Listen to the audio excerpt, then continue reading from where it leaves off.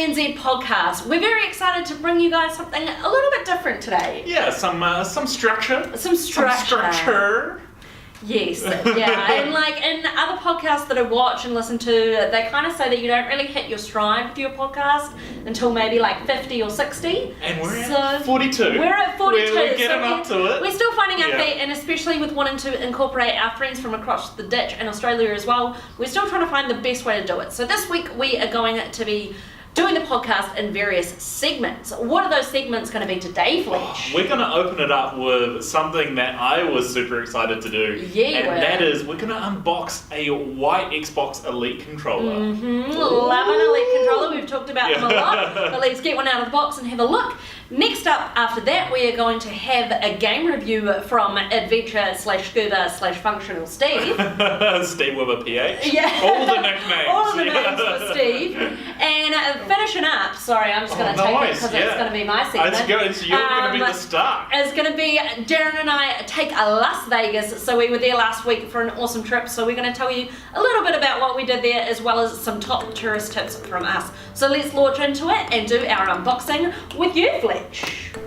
Hey team, and welcome to another unboxing video. Today we're going to unbox the Xbox White Elite controller. You all know that I'm a huge fan of Elite controllers and custom Xbox controllers in general. But as you unbox an Elite controller, you can feel straight away that it's different. The box feels a way higher quality, and as soon as you take that lid off, you'll see a pouch greet you, just like with the Surface headphones. Once you undo that pouch, you'll notice the white Elite controller in all its glory. As soon as I look at it, I get that premium feel. You can see the X, A, Y, and B buttons, they look like they're floating. In the bottom of the pouch, you'll be able to see bumpers and a directional pad, which you can use to customize the controller. So to do that, you literally just pull it off. It's attached magnetically, so it is easy for anyone to customize it to the way they want to play. On the back of the controller, you'll see a bunch of bumpers. These are out of box programmed to the X, Y, A, and B buttons. So if you're playing sports games like Madden, as you know, I'm a huge fan, it lets me control players and control the team a lot easier than with the X, Y, A, and B buttons, because I can press these with my free fingers. You've also got a 1 and 2 slider, which means you can switch that across to change players in game. The last thing I really want to point out is these little buttons above the bumpers on the back. Those activate your hair triggers, so when you pull the left and right trigger, there's less distance to travel, which means in first-person shooters you are absolutely going to get the jump on all your opponents. If you've never handled one before, if you've never gamed on one, I highly recommend getting your hands on one somewhere just to try it out and feel the premium gaming experience that it offers. Hey guys, Steve from the ANZ training team, and I have been playing Xbox. I have been playing so many games over the last few days to try and bring to you guys some reviews of how I feel these games are. We've been sticking to games on Game Pass, so we've been wanting to play these games that are available on Xbox Game Pass. And today I've played the Formula 1 2018 game, which has recently just jumped onto Xbox Game Pass, and I'm really excited to get my hands on this. I've never really been a massive Formula 1 fan. When I was a kid, I used to live around the corner from the UK's track in Silverstone. I used to be able to go and ride my bike around that track whilst I was a kid, and that was always good fun. And it was really great when the Formula 1 came to town, because it was a huge, like lots of pump and pageantry all surrounded around that, obviously. But I've never really been massively into it. However, the recent Netflix documentary on the Formula 1, Drive to Survive, I believe the Netflix documentary is called, had got me hooked. I watched it with my wife and it got me absolutely hooked. So I wanted to try out this game, having seen that it dropped on Game Pass. And I really was not disappointed. This gameplay is so smooth. The graphics are intense and amazing. And just the story as well. It has so much more depth to it than I believed that it would have. Like, for example, you can do a career mode where you can pick a racing driver that's already around. I picked Daniel Ricciardo for mine, but I did play around with some other drivers as well. But it goes into so much depth around the story, but not just around the story, but around the details within the car. It's not just get in a car, drive it as hard as you can, try and win the race. It's all about statistics and making sure your car's balanced right. Do you have enough tread left on the tires? Boxing at the right time and going into the pits to get things taken off. The whole kind of change to how you interact with the game was way more than I actually expected. I just expected to be able to pick a driver, jump into a car, win a couple of races and see my points climb through the ladder, but it's not. And you even have interviews with press people, and the answers that you give kind of change the way that people affect around your car. So if you say something negative about the downforce during your interview, the people who organise that in the pit section will go to work at trying to make that downforce better on the cornering and things like that. Like, that's absolutely insane to be able to have that much level of detail in there. Also, if you say something silly like you didn't know what was wrong with the car, if you crashed it, you don't know what went wrong, you actually lose reputation with your company that you're with. So I said something along the lines of, I don't remember, something like, I don't know why we crashed, I don't know what went wrong with the car. I lost reputation with Red Bull because I didn't have a solid answer, meaning that I didn't know my car well enough. So all of that kind of bundled all into one game was absolutely phenomenal. The gameplay, the tracks, oh my gosh, the tracks. So as I said to you guys, Silverstone is probably the only track that I really know from the UK. And when I was driving around it, I remembered certain corners that I took on my bike and things like that. Like, it was really, really great nostalgia for me to be able to see that. But also being able to see things like the Singapore Grand Prix, for example, is done in the dark under lights. And that's exactly what it looks like on the game as well. You have different temperatures, but the temperature is kind of solid to how it really would be in that region. The Melbourne Grand Prix, the first Grand Prix of the season, I think the temperature was like 23 degrees and cloudy, but then halfway through the race it started to rain. And like that for me, I've been to Melbourne a few times and that's happened to me a number of times. But to have all of that in the track is just absolutely phenomenal. But it can go one step further as well. And you can go backwards and you can go for a classic Formula One car as well, meaning that you get that old school high pitched sound when you're driving it. The handling is absolutely ridiculous. I think I just spent half the race doing donuts because I couldn't get the car straight. If I wasn't running into walls, I was doing donuts on the track trying to get straight. Like the car and how it used to handle is exactly the same. The way that they position these cars, each car handles differently. I had the privilege to try out 3 or 4 of the different cars. I think I tried the Force India car, I tried the AMG Mercedes, I tried out the Red Bull car as well. Like, so all of these different cars have different like kind of nuances about them. So you learn to kind of work with that car. And during the documentary on Netflix that I was watching, I actually saw that some of these drivers were actually utilizing this game for practice to go around the course in their free time. And I wondered how kind of true to life it was, and it must be really true to life, i.e. the cornering and the way that the road handles, but also how you handle the car.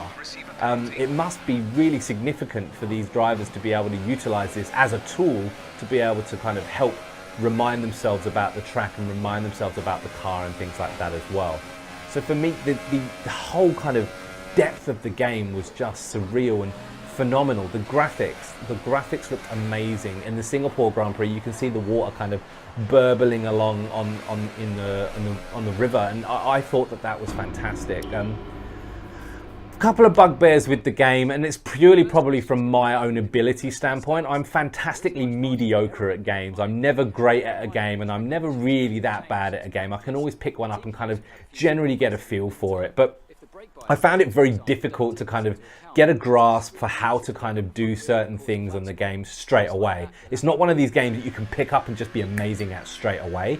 You're going to need to take some time to work at it, which is great because a lot of people like to play the kinds of games where they really have to work at perfecting their skill set to be able to become great at that game. And this game is definitely a game for you guys if that's the case. Now, being able to do things like take off from the lights at the beginning of a Grand Prix, that for me, I found it very difficult trying to work out kind of how much engine I need to give it versus like whether I need to steer or keep in a straight line and try and hit the line markers. From then, it's absolutely mad trying to work out when you need to brake, especially whenever you've got 25 cars going into one corner at the beginning of a Grand Prix. You have no idea when you're going to brake. Normally the racing guidelines will tell you when you need to brake, but you can't see those because there's so many cars in front of you, so you end up just smacking into the back of them. That for me was a challenge. Also the handling of the car, and again it's down to the fact that these guys have gotten it to the point where it's so much like a Formula One car. You have to be going at certain speeds to be able to hit corners properly. If you're going at a slower speed, you don't corner as well. If you're going too fast, obviously you don't corner as well. So this, for me, was probably something that I will definitely keep playing, but it's not something that I was able to pick up immediately. And I'm going to have to sit there and work at it and work at how to kind of take off from the lights at the beginning of a Grand Prix, how to go into that first corner, how to make sure that we are steering around the corners without losing too much speed and therefore not fully steering around, or going too fast and then steering too much and then ending up in the barrier as well. What I also like is the damage that you can put on the car. But it is a bit of a pain because if you go into that first corner and you hit rear end someone, you can end up damaging your front wing, meaning that you need to go and box by the next lap. So go to the pits, have that repaired, and then you have to go back out in the race. But the problem with that is you've lost so many spots. It's a huge tactical race. So for me, I really enjoyed that, but I also really think that people who just want to pick this game up and have a go at it probably isn't that kind of game for them. They're going to need to really work at it. However, fun.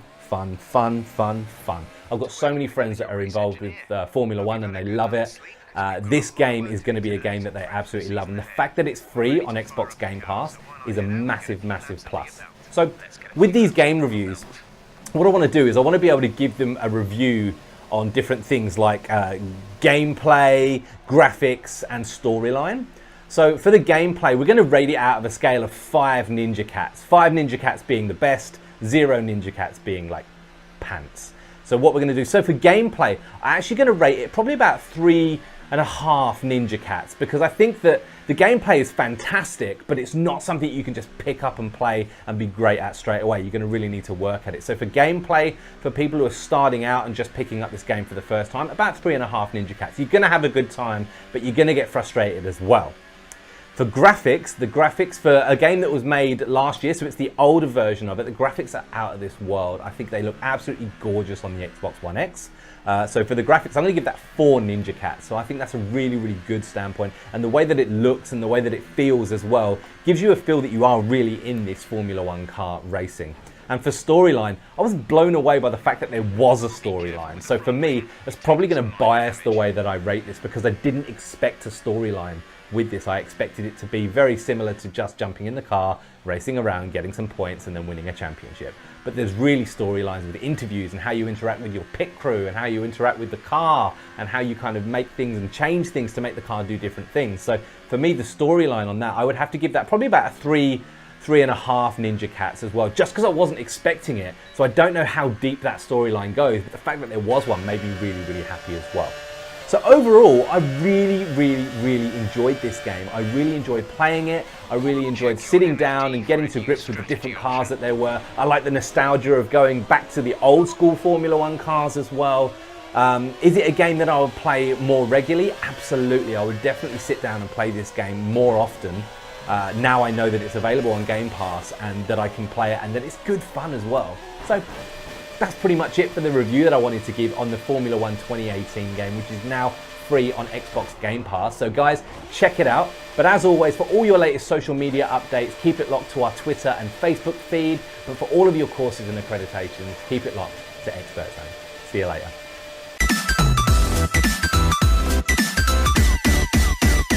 So as we told you guys, Darren and I were lucky enough to go to Las Vegas last week and we had an awesome time. So it wasn't a corporate holiday, it was a little bit more than that. We had the pleasure of being involved with a hands-on experience called the Imaginarium, which sounds equally as fun as it was.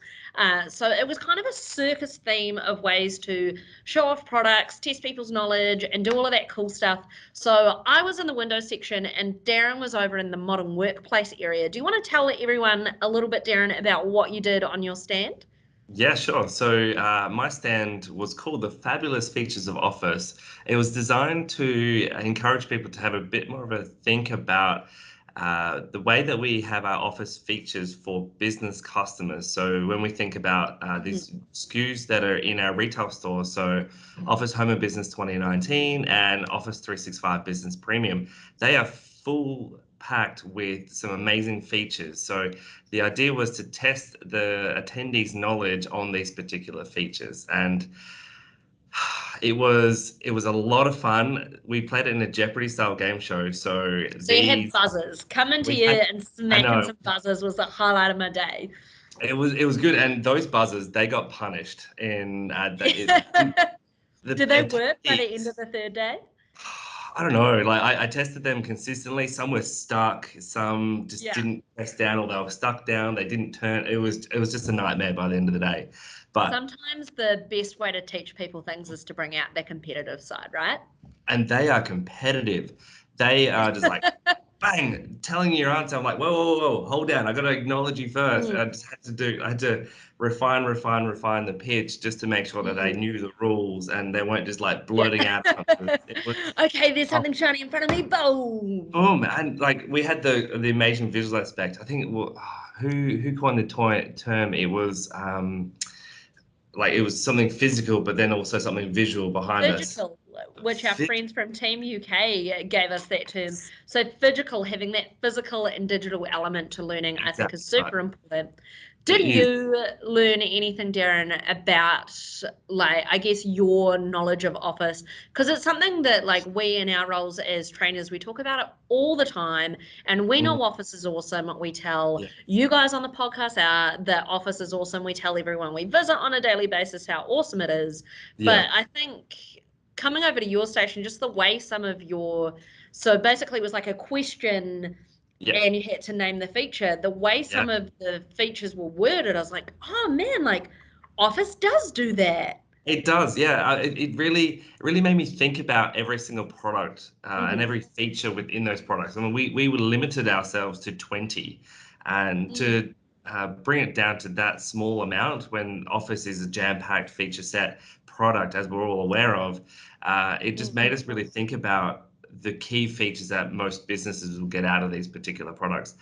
The answer is yes. I learned so many things about the Office and the specific wordings of how to make it, like not just to be like, I want you to talk about Word, or I'm asking you to, the answer is Word, that sort of thing. It just really had to like sort of twist it up. And the way that we set it out, there was some harder ones, there were some really simple ones, and people just were so confused. Like, I'm thinking this is going to be hard, but that was really easy. It worked. It really worked. Yeah. So much fun. What were some of the features that you guys talked about? Just give us a quick run through it, and maybe we could have you back next week to go through some of those features more in depth as well. I would love to. So some things through PowerPoint, which was obviously Designer and Quick Starter. We also thought about these great translator tools called Translator, using Bing Translation within Word, Excel, PowerPoint. We talked about Teams. There was, what else was there? And obviously the features, so Word, Excel, PowerPoint, Outlook, but then also things within Outlook. So Outlook contact cards, which was at mentions as well, exactly right. Yeah, my personal fave. Which people take so much, we take these sort of things for granted. Obviously, we're very biased. We use Microsoft products all the time, but we may not know what they're called, but we use the feature. So it's just bringing those features with it and bringing their name to light for the employees, or now for the customers as well. Awesome. And so I'll just talk quickly about my stand as well. Please, yeah, tell me more. Yeah, you didn't come over and see me, Darren, but that's okay. We had experience, which was fantastic, and I had I'll let you explain it, and then I'll give my what I enjoyed after it. Great. So we did have the pleasure of talking to over 1,000 people across 3 days. So it was pretty jam-packed. So on the area I was on, we were talking about the difference between a modern PC and a non-modern PC. And we talked about that a lot on the podcast, about why you need a device with an SSD, why we kind of set a minimum of 4 gig RAM to have that good experience when you're using a computer. So we managed to source a non-modern PC, which was more difficult than it sounds. It was. when you work with Microsoft. So we managed to get a non-modern PC and line it up with a very similar spec modern PC. So something both with the same generation of Intel i7 processors, 8 gig of RAM, but one had an SSD and one didn't. So we made it a race, bringing out that competitive best in everyone. It works all the time. Every time, right? So what we did is we gave each of the people the exact same list of some simple actions that you'd use your computer for every day. So we got people to restart the computer, open up a PowerPoint on the desktop, then go to Microsoft Edge, open up office.com, Microsoft.com and surface.com, and then insert a USB and copy a file over to the desktop. And it was really interesting. Like, some people were kind of like, okay, it's on, let's go. And as soon as we got into the restart territory, everyone saw the game I was playing. Everyone who sat down at that non-modern PC got a little bit mad because they knew there was no chance of them being able to win. So pretty much what we found, on average, the non-modern device took over a minute to restart. And the modern device, long time. It's too long. And even like when I got it out of the box to set it up for my activity, like I turned it on and it didn't turn on. So I turned it on again, and then I'd actually turned it off because it was already starting to turn on. And there were like people who'd opened up like 6 different versions of the same PowerPoint, because obviously, with an SSD, they click it and it opens, whereas an HDD, you click it and you got to wait a little bit. And it's 2019, like we don't need to do that anymore, and we're all very impatient. So we got it down to a fine art where you could literally do all 4 things on that list before the non-modern PC even restarted. And I remember coming to the booth, and I was challenging my commercial colleague from Canada, Derek, and he had the modern PC. I had the non-modern PC. And as you're talking about, as soon as we hit restart, I was like, this game is rigged. Like, I'm not going to win. It's not fair. I'm not going to win. It's not fair. And that competitiveness came directly out of me because I just wanted to win. I always want to win, which is something that you found out, obviously, through the course of the trip. That's something that about myself. But it was such a great game. Just the simple task that we take for granted, just to see how much faster they are on a modern PC versus a non-modern PC, it really brought it to light, which I think a lot of the people that attended your booth, they got a lot out of it. So, I mean, thank you for the experience that you gave me. And I'm very privileged to work with the modern devices that we get to. Yeah, exactly. And I think, if you're sitting at home watching this podcast and you're on an older computer, or someone who hasn't upgraded their device for the last 5, 6, maybe even 10 years, like something that you think might be a subtle difference actually gives you a minute of your life back, at least every single day. So highly encourage you to go out into a store or anywhere that you can kind of see the difference in between the two, because you will be amazed at that terabyte of HDD to store all of your movies and songs wherever you may have collected them from isn't necessarily what you actually need. So I think that it's really important. And even for me, like running that booth, every time I did the race, it was really interesting. Even just seeing, people older than me interacting with touch really naturally. That's something I always think is interesting to watch. Well, there's so many touch devices out there, so that's now becoming a natural experience that they expect from a PC. Totally. And also the amount of people who restart a device by going Control-Alt-Delete and then go and restart. That's just taking so much time. You can just touch the start, you click on power and restart. It's like 3 steps rather than 12 steps. I know, Darren. So out of all of the other booths there as well, and how many were there? I want to say that there was probably at least 20, right? I believe so, yeah. So on the modern side, we had server, which is great. We had Office, we had OneNote, we had Minecraft, we had Windows 7 end of support, which is a great thing to talk about right now. But we also had IoT, so Internet of Things. We had some different things that were like demonstrations of how it can be incorporated into a business. One really fun thing that they did, they got a blender to work with Azure. I heard rumors of this booth, but I never saw it in action. How, Darren? How did it work? Do you know? Well, I'd love to explain it in more detail, but I personally didn't visit the booth, so I saw it in action. It had a nice green light coming up from the bottom of it, and it just worked, which was absolutely amazing. Very So cool. I'd love to find out a little bit more information about how that works and how it could be incorporated into so many different areas. But like having a blender working over the network is crazy. And I think IoT is such sort of a mystical element of the world Yeah. of technology. Like it's something very different and something very powerful. I saw a really cool area and experience over there, which was music related. And you guys Hmm. all know that music's always been a huge part of my life. And what it Yeah. was is it was these like they kind of looked like the jackets you put on when you go and play paintball or laser tag or something. Yeah. Yeah. So Looked they like sort of had like that's a big plastic box here and some down the side. But what that was is basically it was designed for people who are deaf, or especially those who have gone deaf over time. You only get one set of ears, very important to look after them, and a lot of people in the music industry didn't know that.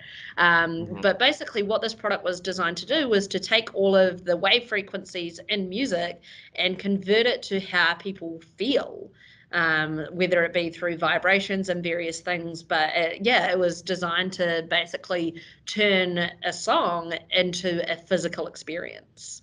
that's So crazy. very, very cool. So we did, your Windows, your Office, your Xbox, and those everyday things, but there were a lot of, further out there thinking and stuff, technology that we haven't even considered yet or haven't even looked forward to, which was really exciting. It is. What else was on your side, Hannah? We had lots of amazing things on our side. So there, ideally, if we kind of started in the right path, you were taken through a maze of Yeah. modern collections where we talked The about labyrinth. the modern labyrinth, because Yes. obviously when you go into a store there are so many computers out there.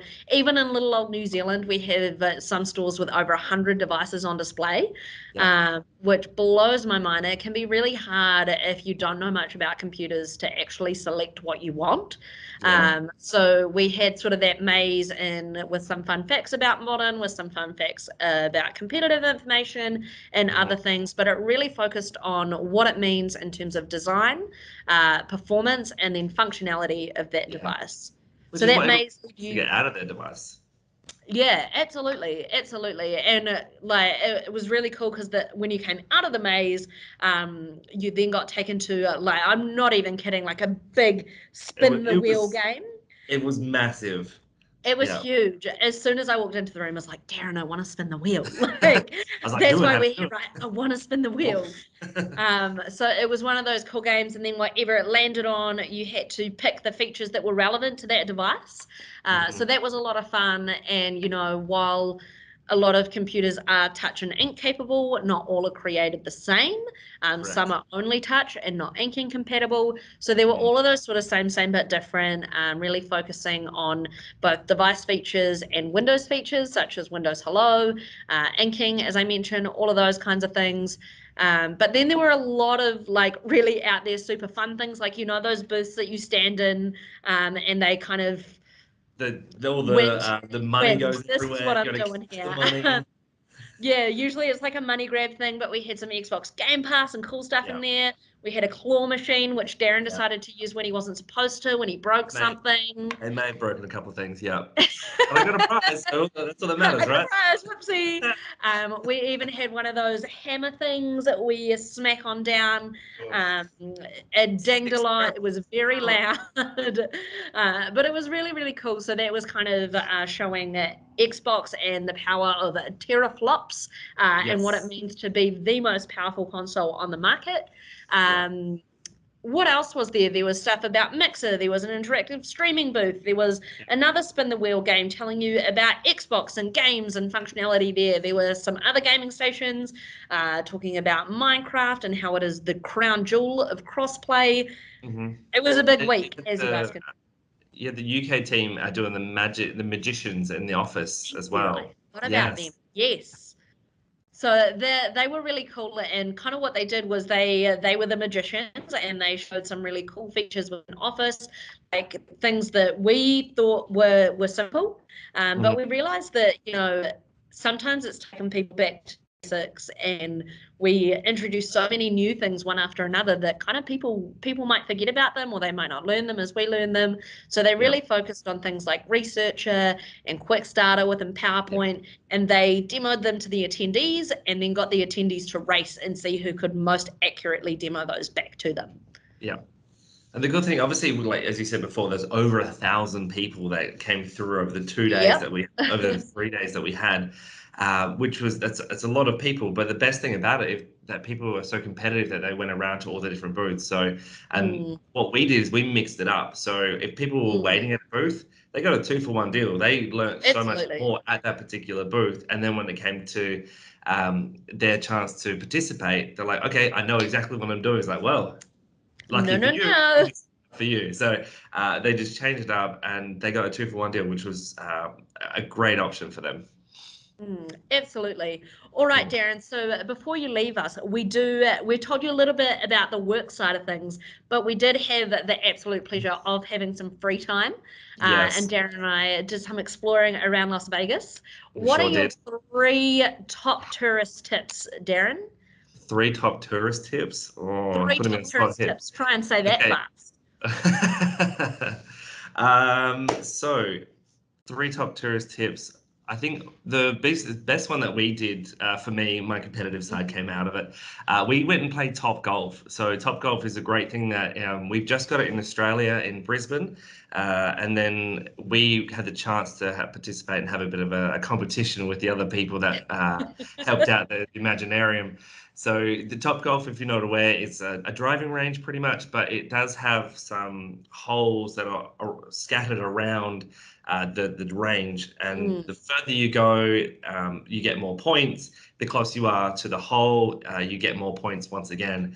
So my competitive side, I do enjoy my golf, and I believe I can play pretty well. Hannah was a little bit impressed.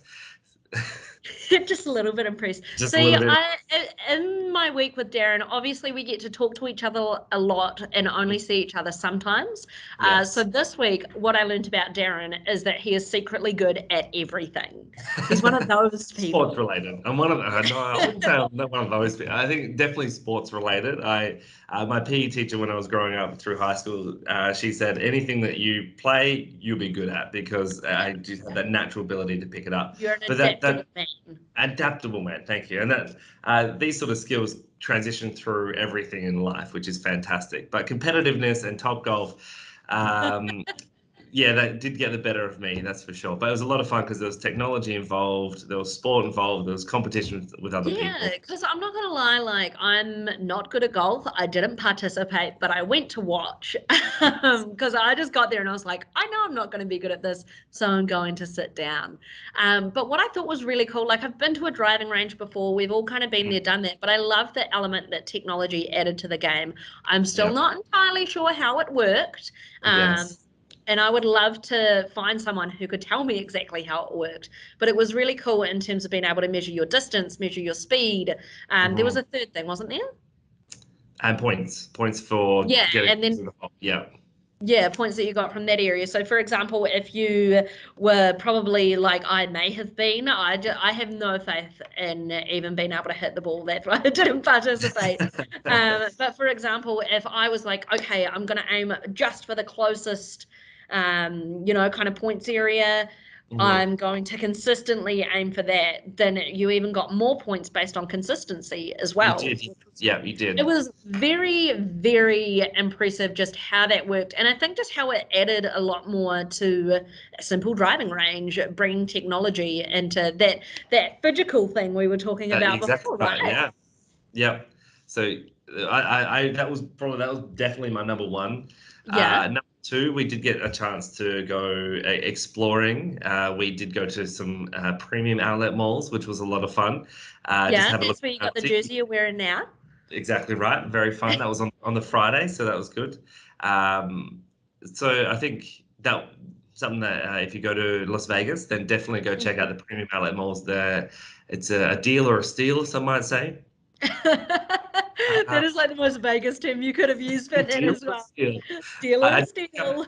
But honestly, I think the main Vegas strip just blew me away with how how big it is, how much technology is there, like how many lights, how many hotels, what sort of facilities that they have in the hotels as well, and what sort of attractions that you've got. So the event that the Imaginarium was at the Bellagio, and the Bellagio is famous for its water fountains at the front of it.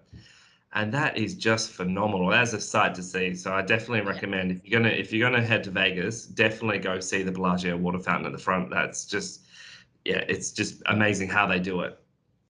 Yeah, I would love to see the power bills in Vegas. Like, it's insane because I flew in at night and like it's in the middle of a desert. Like you're just Yeah. going, and then poof, there is just kilometers and kilometers and kilometers and acres or whatever Americans like to call it. There are so many lights. It is just insane. I'm definitely on a similar wavelength to you and my top 3 picks. And the first is going to be somewhat technology related, and we went and saw this together.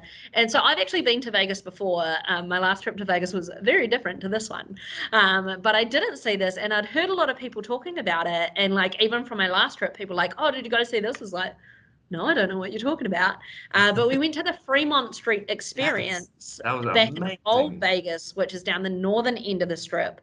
Yeah. I definitely recommend getting an Uber or a taxi. It would probably take you about an hour or so to walk there. But it is the largest LCD TV screen in the world. It's just And I'm going to put in some photos because it literally spans down about 2 blocks. It's curved over a walkway. And I'm not sure how frequently, but like we got there and we got out of our taxi and all of the other lights went off, and I was like, is this a power cut in Vegas? Like, what's going on? Yeah, I had no idea. But all of the lights around from the other buildings went off, and they play some songs and show video, and it's really, really cool. So they played some stuff by Green Day while we were there, some stuff by The Killers, and it was really, really, really awesome. It just went off, and everyone was like, oh my God, look at this. This is fantastic. Yeah. Truly spectacular. So that is absolutely a must see. It's great because it's free. If you're feeling extra adventurous, they also do a zip line down there as well, which we were not adventurous enough to do because we saw it after dinner. So probably not an after dinner activity. No. Which brings me on to probably my second one, which was our good friend Jeffrey that we met. Jeffrey, what a man. The man, the legend, the myth. The man, the myth, the legend. He'd been working at the same place at Binion's, which is like literally right next to the Fremont Street Experience. We went up there. We had dinner with 10 other people. So we were a big group. We all managed to squish into a lift, and we just had this lovely older gentleman named Jeffrey. And it's just really cool. Like, I can guarantee Jeffrey has a lot of stories.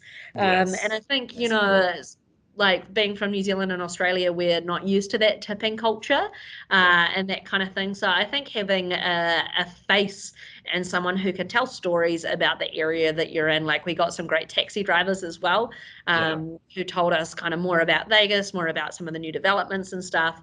That is always my favorite element of going to a new place, is meeting someone who is from there, who lives there, and who can tell us a little bit more and give us some insight as well.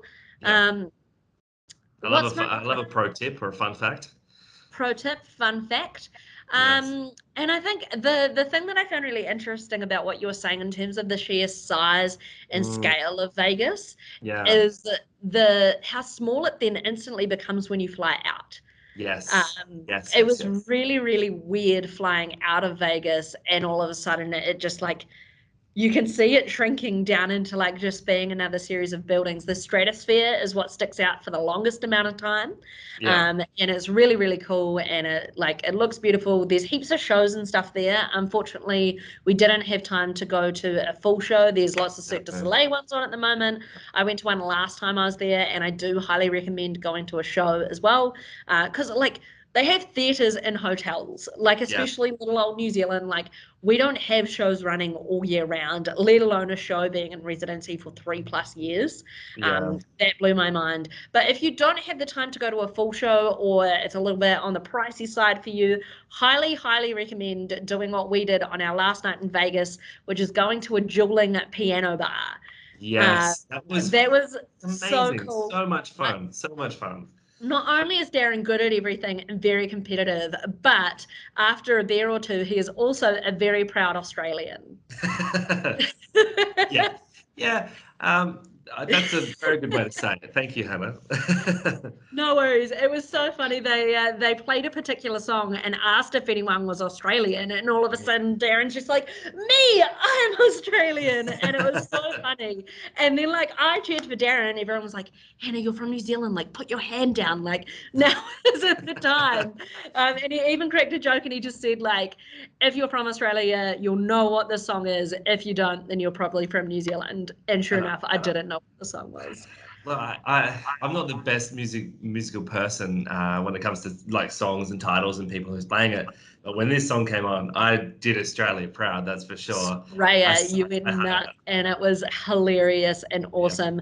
But there are so many things to do in Vegas, aside from casinos and gambling and drinking a lot. There's lots of fun things to do, but they were just some of our few favorite things, as well as the awesome stuff we did while we were there for work. Thank you guys so much for joining us on the EZANZ podcast. We've enjoyed our new format. It is. It's nice to show that we actually have some friends and get them involved. Yeah, absolutely. And I think that it's just a great way in dealing with the ocean between us to let everybody deliver a little something special from what they've been doing over the week. Absolutely. It was really exciting. I'm just going to chuck this in and surprise you to actually see Steve do his game review on F1. Because I just finished watching the F1 series on Netflix, and all the drivers on there actually play that game. Yeah, super cool. Do it. So really excited that we saw that, and to get our favourite D-Milts involved. So absolutely. So we would love to hear from you guys what segments you enjoy, what segments you'd like to see more of, and of course any suggestions you have for products you'd like to see unboxed, games you'd like us to play, or anything else that you would like to see us review, talk about, hand over to Steve, whatever you guys would like. We always aim to deliver it. So thank you so much for joining us for week number 42, and we will see you guys again next week.